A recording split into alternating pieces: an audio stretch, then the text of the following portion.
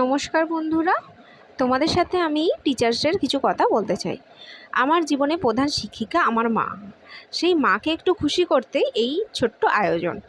এই যে কেকটা দেখছো, এই কেকটা রেডি করেছি আমি। আমি মানে আমার দ্বারা রেডিটা হয়নি, আমি আর একটা চেনাশোনা দিদি সেই বানিয়ে দিয়েছিল। আমি তাকে অর্ডারটা দিয়েছিলাম। তো আমার মায়ের এই খুশি মুখটা দেখার জন্যই আমার এই ছোট্ট আয়োজন। আর তার যে এই যে স্টুডেন্টগুলো দেখছো, তাদেরও একটা আক্ষেপ ছিল যে তারা দিদিমণির বাড়িতে খাওয়া দাওয়া করবে।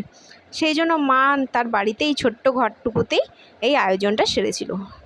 রান্নার আয়োজনে ছিল লুচি, মাংস, চাটনি আর মিষ্টি। তো দেখতে পাচ্ছ দিদিমণি নিজে হাতে লুচি বেলছে। হ্যাঁ, আরও কয়েকজন কিন্তু হেল্প করেছে মাকে। মায়ের এই স্টুডেন্টের মা আরও একজন আছে, সেও কিন্তু হেল্প করেছে।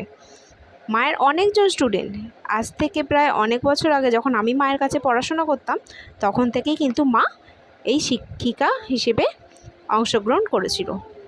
মায়ের বলতে গেলে অনেক স্টুডেন্ট যদি ধরা যায় প্রথম থেকে, তাহলে কিন্তু 400 ছাপিয়ে যাবে।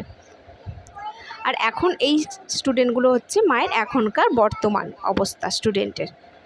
আর আমরা এই খাওয়া দাওয়া কমপ্লিট হয়ে গেছে, এবার আমি রেডি হয়ে গিয়েছি, বেরিয়ে যাব। আমার কিন্তু খাওয়া হয়ে গেছে, তোমাদের দাদাভাইয়ের একটু বাকি আছে, তাই টিফিন গুছিয়ে নিয়ে একেবারে চললাম বাড়িতে। তো এই ছোট্ট মিনি ব্লগটা কেমন লাগলো অবশ্যই কিন্তু কমেন্ট করে জানিও। আর মায়ের এই হাসি মুখটা যেন আমি সারা বছর দেখতে পাই, এবং আমি যাতে আবার পুনরাবৃত্তি করতে পারি, সেই আশীর্বাদই তোমরা করো।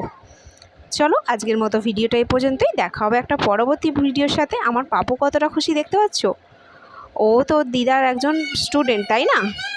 চলো আজকের মতো টাটা, দেখা হবে পরবর্তী একটা নতুন ভিডিওর সাথে।